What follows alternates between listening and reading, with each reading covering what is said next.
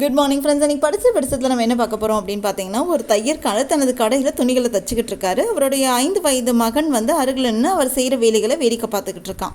அவர் ஒரு அழகிய புதிய கத்திரிக்கோலை எடுத்து அழகாக பளபளப்பாக இருக்குது, விலை உயர்ந்த கத்திரிக்கோலாக இருக்குது, அதை எடுத்து துணிகளை துண்டு துண்டாக வெட்டிட்டு அந்த துணிகளை தைக்க ஆரம்பிக்கிறாரு. தைத்து முடிச்சதுக்கு அப்புறமா அந்த ஊசியை எடுத்து அவரோட தலையில் இருக்க தொப்பியில் பத்திரப்படுத்தி வச்சுக்கிறாரு.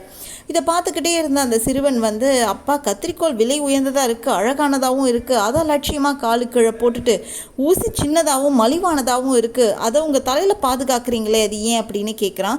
நீ சொல்கிறது உண்மைதான், ஆனால் அந்த கத்திரிக்கோள் அழகானதாகவும் மதிப்புள்ளதாகவும் இருந்தாலும் அதோட செயல் வெற்றது தான், அதாவது பிரிக்கிறது. ஆனால் ஊசி சின்னதாக இருந்தாலும் மலிவானதாக இருந்தாலும் அதோட செயல் சேர்ப்பது அப்படின்னு சொல்கிறாரு. ஒருவரோட மதிப்பு அவருடைய செயல்கள் மூலியமாக தான் நிர்ணயிக்கப்படுது அப்படின்னு சொல்கிறாங்க. அதுதான் இதோட கருத்து. இது உங்களுக்கு பிடிச்சிருந்துச்சுன்னா லைக் பண்ணுங்கள், மறக்காமல் சப்ஸ்கிரைப் பண்ணுங்கள். பல கதைகளை தொடர்ந்து நம்ம சேனலை பார்க்கலாம். Thank you, by.